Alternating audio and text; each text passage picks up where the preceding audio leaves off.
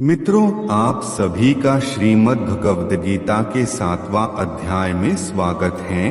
तो आइए शुरू करते हैं महान श्रीमद् भगवद गीता का 7वां अध्याय। 7वां अध्याय ज्ञान विज्ञान योग। श्लोक नंबर 1। अथ सप्तमोऽध्यायः।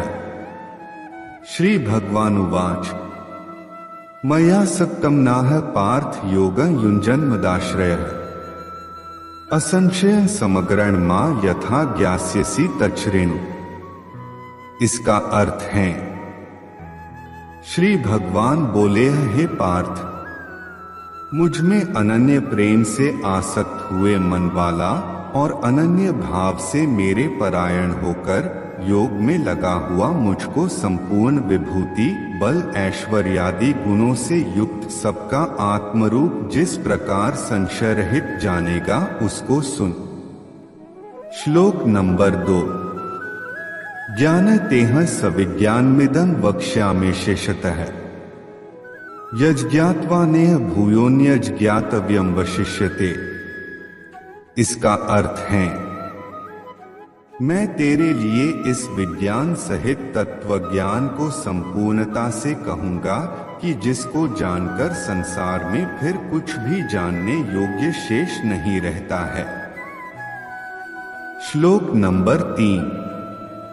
मनुष्याणा सहस्रेषु कश्चिद्यत्ति सिद्धे यत्तांपि सिद्धाना कश्चिन्मा वेत्ति तत्वतः। इसका अर्थ है, हजारों मनुष्यों में कोई एक मेरी प्राप्ति के लिए यत्न करता है और उन यत्न करने वाले योगियों में भी कोई ही पुरुष मेरे परायण हुआ मुझको तत्व से जानता है। श्लोक नंबर 4 और 5। भूमिरापोन्दो वायुः खं मनो बुद्धिरेव च अहंकार इतीयमे भिन्ना प्रकृतिरष्टधा अप्रियमितस्त्वन्या प्रकृति विद्धि में परा। जीव भूता महाबाहो ययेदं धार्यते जगत। ये सभी का अर्थ है, पृथ्वी, जल, तेज, वायु तथा आकाश और मन, बुद्धि एवं अहंकार, ऐसे यह 8 प्रकार से विभक्त हुई मेरी प्रकृति है। यह 8 प्रकार के भेदों वाली तो अपरा है, अर्थात मेरी जड़ प्रकृति है, और हे महाबाहो, इससे दूसरी को मेरी जीवरूपा परा अर्थात चेतन प्रकृति जान की, जिससे यह संपूर्ण जगत धारण किया जाता है। श्लोक नंबर 6 और 7। एतद्योनीनि भूतानि सर्वाणि त्युपधारय अकृत्स्नस्य जगतः प्रभवः प्रलयस्तथा मत्तः परतरं नान्यत् किंचिदस्ति धनंजय। मयि सर्वमिदं प्रोतं सूत्रे मणिगणा इव। ये सभी का अर्थ है,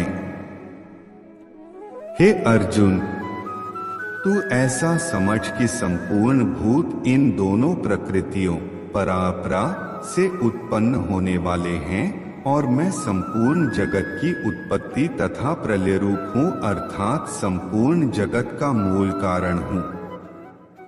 हे धनंजय, मुझसे भिन्न दूसरा कोई भी परम कारण नहीं है। यह संपूर्ण सूत्र में मणियों के सदृश मुझ में गुंथा हुआ है। श्लोक नंबर 8 और 9। रसोहम सुकौन्तेय प्रभास्मि शशि सूर्ययोः प्रणवः सर्ववेदेषु शब्दः खे पौरुषं नृषु पुण्यो गन्धः पृथिव्यां च तेजश्चास्मि विभावसौ जीवनः सर्वे भूतेषु तपश्चास्मि तपस्विषु। ये सभी का अर्थ है, हे अर्जुन, जल में मैं रस हूं, चंद्रमा और सूर्य में मैं प्रकाश हूं, संपूर्ण वेदों में प्रणव मैं हूं, आकाश में शब्द और पुरुषों में पुरुषत्व मैं हूं, पृथ्वी में पवित्र गंध और अग्नि में मैं तेज हूं। संपूर्ण भूतों में मैं जीवन हूँ, अर्थात जिससे वे जीते हैं वह तत्व मैं हूँ तथा तपस्वियों में तप मैं हूँ। श्लोक नंबर 10। बीजमा सर्वभूताना विद्धि पार्थ सनातन, बुद्धिर्बुद्धिम तामस्मि तेजस्तेजस्विनामहम्। इसका अर्थ है, हे अर्जुन, तू संपूर्ण भूतों का सनातन बीज यानी कारण मुझे ही जान। मैं बुद्धिमानों की बुद्धि और तेजस्वियों का तेज हूं। श्लोक नंबर 11। बलम बलवता चाह कामराग विवर्जितम, धर्माविरुद्धो भूतेषु कामोस्मि भरतर्षभ।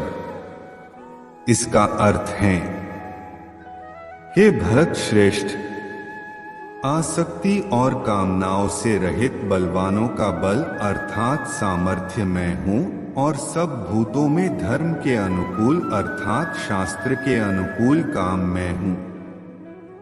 श्लोक नंबर 12। ये चैव सात्विका भावा राजसास्तां साष्ट्ये, मत एवेति तान विद्धि न त्वेहि तेषु ते मयि। इसका अर्थ है, और जो भी सत्वगुण से उत्पन्न होने वाले भाव हैं और जो रजोगुण से तथा तमोगुण से उत्पन्न होने वाले भाव हैं, उन सबको तू मेरे से ही होने वाले हैं ऐसा जान। परंतु वास्तव में उनमें मैं और वे मुझ में नहीं हैं। श्लोक नंबर 13। त्रिभिर्गुणमयैर्भावैरेभ्यः सर्वमिदं जगत्, मोहितः नाभिजानाति मामेभ्यः परं व्ययम्। इसका अर्थ है, गुणों के कार्य रूप सात्विक, राजसिक और तामसिक इन तीनों प्रकार के भावों से यह सारा संसार मोहित हो रहा है, इसलिए इन तीनों गुणों से परे मुझ अविनाशी को वह तत्व से नहीं जानता। श्लोक नंबर 14। दैवी हेषा गुणमयी मम माया दुरत्य, मामेव ये प्रपद्यन्ते मायामेता तरन्ति ते। इसका अर्थ है, यह अलौकिक अर्थात अति अद्भुत त्रिगुणमयी मेरी माया बड़ी दुस्तर है, परंतु जो पुरुष केवल मुझको ही निरंतर भजते हैं वे इस माया को उल्लंघन कर जाते हैं अर्थात संसार से तर जाते हैं। श्लोक नंबर 15। नमा दुष्कृतिनो मूढ़ाः प्रपद्यन्ते नराधमाः, मायापहृत ज्ञाना आसुरं भावमाश्रिता है। इसका अर्थ है, माया के द्वारा हरे हुए ज्ञान वाले और आसुरी स्वभाव को धारण किए हुए तथा मनुष्यों में नीच और दूषित कर्म करने वाले मूढ़ लोग मुझे नहीं भजते हैं। श्लोक नंबर 16। चतुर्विधा भजन्ते मां जनाः सुकृतिनोर्जुन, आर्तो जिज्ञासुरर्थार्थी ज्ञानी च भरतर्षभ। इसका अर्थ है, हे भरतवंशियों में श्रेष्ठ अर्जुन, उत्तम कर्म वाले अर्थार्थी, आर्त, जिज्ञासु और ज्ञानी ऐसे 4 प्रकार के भक्तजन मुझे भजते हैं। श्लोक नंबर 17। तेषा ज्ञानी नित्ययुक्त एक भक्तिर्विशिष्यते, प्रियो हि ज्ञानिनोत्यर्थम हंस च मम प्रियः। इसका अर्थ है, उनमें भी नित्य मुझ में एक ही भाव से स्थित हुआ अनन्य प्रेम भक्ति वाला ज्ञानी भक्त अति उत्तम है, क्योंकि मुझे तत्व से जानने वाले ज्ञानी को मैं अत्यंत प्रिय हूँ और वह ज्ञानी मुझे अत्यंत प्रिय है। श्लोक नंबर 18। उदाराय सर्व एवैते ज्ञानी त्वात्मैव मे मतम्, आस्थितः सही युक्तात्मा मामेवानुत्तमा गतिम्। इसका अर्थ है, ये सभी उदार हैं अर्थात श्रद्धा सहित मेरे भजन के लिए समय लगाने वाले होने से उत्तम हैं परंतु ज्ञानी तो साक्षात मेरा स्वरूप ही हैं, ऐसा मेरा मत है। क्योंकि वह मदगत मन बुद्धि वाला ज्ञानी भक्त अति उत्तम गति स्वरूप मुझ में ही अच्छी प्रकार स्थित है। श्लोक नंबर 19। बहुना जन्मना मन्ते ज्ञानवान्मा प्रपद्यते, वासुदेवः सर्वमिति स महात्मा सुदुर्लभः। इसका अर्थ है, बहुत जन्मों के अंत के जन्म में तत्व ज्ञान को प्राप्त हुआ ज्ञानी सब कुछ वासुदेव ही है, इस प्रकार मुझे भजता है, वह महात्मा अति दुर्लभ है। श्लोक नंबर 20। कामस्तैस्तैर्हरित ज्ञानाः प्रपद्यन्ते न्यदेवताः, तन्त नियमास्थाय प्रकृत्या नेताः स्वयं। इसका अर्थ है, उन भोगों की कामना द्वारा जिनका ज्ञान हरा जा चुका है, वे लोग अपने स्वभाव से प्रेरित होकर उस नियम को धारण करके अन्य देवताओं को भजते हैं, अर्थात पूजते हैं। श्लोक नंबर 21। यो यो या तनु भक्तः श्रद्धयार्चितुमिच्छति, तस्य तस्याचला श्रद्धा तामेव विद्धाम्यहम्। इसका अर्थ है, जो सकाम भक्त जिस देवता के स्वरूप को श्रद्धा से पूजना चाहता है, उस भक्त की श्रद्धा को मैं उसी देवता के प्रति स्थिर करता हूँ। श्लोक नंबर 22। सतया श्रद्धया युक्तस्तस्याराधनमिहिते, लभते च ततः कामान् मयैव विहितान् हितान्। इसका अर्थ है, वह पुरुष उस श्रद्धा से युक्त होकर उस देवता का पूजन करता है और उस देवता से मेरे द्वारा ही विधान किए हुए उन इच्छित भोगों को निःसंदेह प्राप्त करता है। श्लोक नंबर 23। अंतवत्तु फलं तेषां तद्भवत्यल्पमेधसां, देवान् देव्यजो यान्ति मद्भक्ता यान्ति माम्पि। इसका अर्थ है, परंतु उन अल्प बुद्धि वालों का वह फल नाशवान है तथा वे देवताओं को पूजने वाले देवताओं को प्राप्त होते हैं और मेरे भक्त चाहे जैसे ही भजें, अंत में मुझे ही प्राप्त होते हैं। श्लोक नंबर 24। अव्यक्त व्यक्तिमापन्न मन्यन्ते मां बुद्धयः, परभावम जानन्तो ममाव्ययम् नुत्तमम्। इसका अर्थ है, बुद्धिहीन पुरुष मेरे अनुत्तम अविनाशी परम भाव को न जानते हुए मनेंद्रियों से परे मुझ सच्चिदानंद घन परमात्मा को मनुष्य की भांति जानकर व्यक्ति के भाव को प्राप्त हुआ मानते हैं। श्लोक नंबर 25। नाह प्रकाशः सर्वस्य योगमायास्मावृतः, मूढ़ोऽयं नाभिजानाति लोको मामजमव्ययम्। इसका अर्थ है, अपनी योग माया से छिपा हुआ मैं सबके प्रत्यक्ष नहीं होता, इसलिए यह अज्ञानी जन समुदाय मुझ जन्मरहित अविनाशी परमात्मा को तत्व से नहीं जानता है, अर्थात मुझको जन्मने मरने वाला समझता है। श्लोक नंबर 26।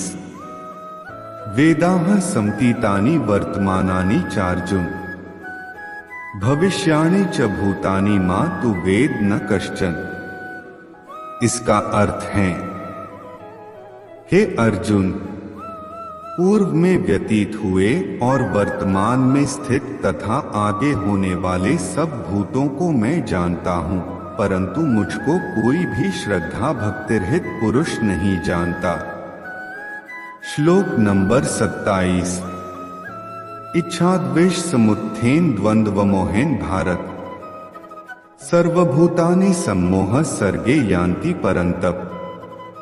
इसका अर्थ है, हे भरतवंशी अर्जुन, संसार में इच्छा और द्वेष से उत्पन्न हुए सुख दुखादि द्वंद्वरूप मोह से संपूर्ण प्राणी अति अज्ञानता को प्राप्त हो रहे हैं। श्लोक नंबर 28।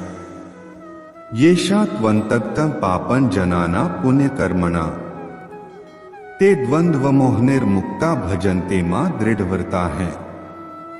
इसका अर्थ है निष्काम भाव से श्रेष्ठ कर्मों का आचरण करने वाला जिन पुरुषों का पाप नष्ट हो गया है, वे रागद्वेषादिजनित द्वंद्वरूप मोह से मुक्त और दृढ़ निश्चय वाले पुरुष मुझको भजते हैं।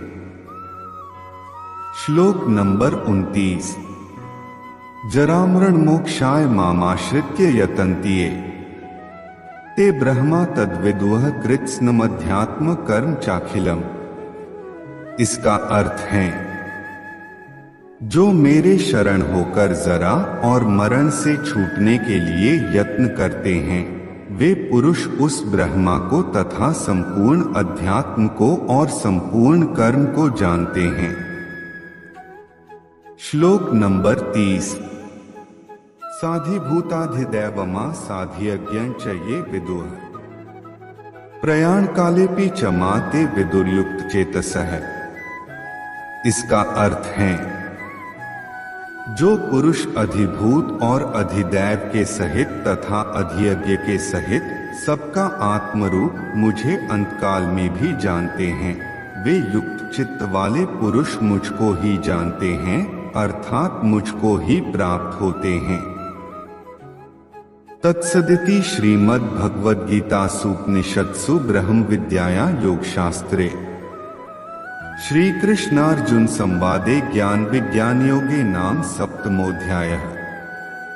इस प्रकार उपनिषद, ब्रह्म विद्या तथा योग शास्त्र स्वरूप श्रीमद् भगवद गीता में श्री कृष्ण तथा अर्जुन के संवाद में ज्ञान वियोग नामक 7वां अध्याय संपूर्ण। श्रीमद् भगवद गीता का 7वां अध्याय यहीं पर समाप्त होता है। उम्मीद करते हैं मित्रों कि आप सभी को ये वीडियो जरूर पसंद आई होगी। अब हम लोग मिलते हैं श्रीमद् भगवद गीता के 8वां अध्याय के साथ में। तब तक के लिए आप सभी अपना ख्याल रखें। जय श्री कृष्ण।